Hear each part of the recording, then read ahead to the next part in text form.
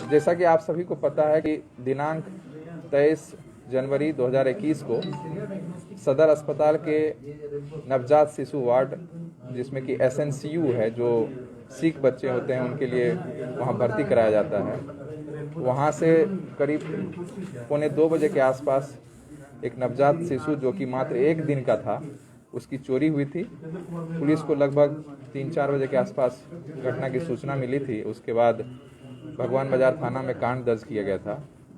उसके बाद हम लोगों ने एक SIT गठित की थी, क्योंकि ये घटना काफ़ी संवेदनशील था और महत्वपूर्ण था, और उसमें हमने अच्छे पुलिस पदाधिकारियों की एक टीम लगाई थी और हम लोगों ने लगातार अनुसंधान और छापामारी किया है।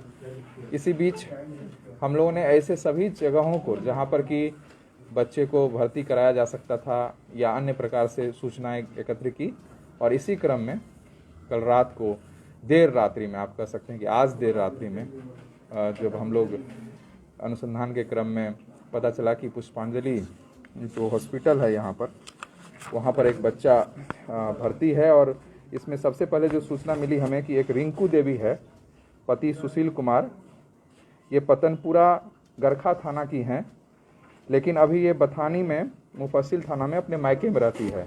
इसके द्वारा एक बच्चे को कराया गया है, और इससे जब पूछताछ की गई तो फिर बातें इन्होंने स्वीकार कर ली कि क्या इन्होंने क्यों किया था।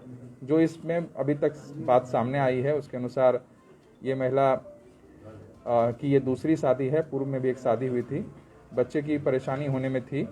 पहली शादी भी इनकी मतलब पहले पति के द्वारा भी छोड़ दिया गया। ये दूसरी शादी जब की है तो उसमें भी इसको 2 बार, जैसा कि इन्होंने बताया है कि बच्चा इनका नहीं सरवाइव कर पाया।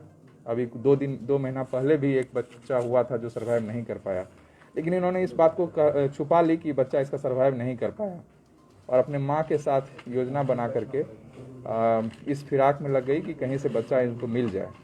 और इसी दौरान इन्होंने रेकी किया सदर अस्पताल का SNCU वार्ड को और जगहों को, और जिस दिन घटना हुई उस दिन मौका पा करके ये सबसे पहले गई वहाँ पर, और जो बच्चा था, नवजात बच्चा, उसकी माँ से बात की। उसके बाद वो जब उसको दूध पिला करके रखी वहाँ पर, तो इन्होंने पहचान लिया कि इसी का बच्चा है ये, और फिर जब मौका मिला तो वहाँ से बच्चा लेकर के ये निकल गई। तो इसका मुख्य रूप से यही कहना है, और इस बात में यही निकल कर आई है कि इसको बच्चे नहीं हो रहे थे और दिक्कत थी, तो इसी कारण से इन्होंने बच्चा चोरी किया है। इस प्रकार से इसकी माँ और इसकी संलिप्तता इसमें आई है। दोनों को गिरफ्तार कर लिया गया है, साथ ही साथ बच्चे को भी रिकवर कर लिया गया है। बच्चा अभी इलाजरत है परंतु स्वस्थ है, तो ये एक सुखद अनुभूति है हम लोगों के लिए। साथ ही साथ घटना के समय जो इन्होंने साड़ी पहना हुआ था, जो स्टॉल यूज़ किया था, जो कि CCTV फुटेज में बहुत साइड से आया था, क्लियर नहीं था, लेकिन साड़ी और स्टॉल आ रहा था, वो भी इनके घर से बरामद हो गया है। और इस कांड का पूरी तरह से सफल उद्भेदन हुआ, जो कि एक बहुत ही सुखद और संतोषजनक हमारे लिए एक उपलब्धि है, और सारण पुलिस टीम ने बेहतरीन काम किया है। इसके लिए इस टीम में शामिल सभी पुलिस पदाधिकारी की पूरी प्रशंसा की जाती है, और सभी को पुरस्कृत किया जाएगा, सम्मानित किया जाएगा।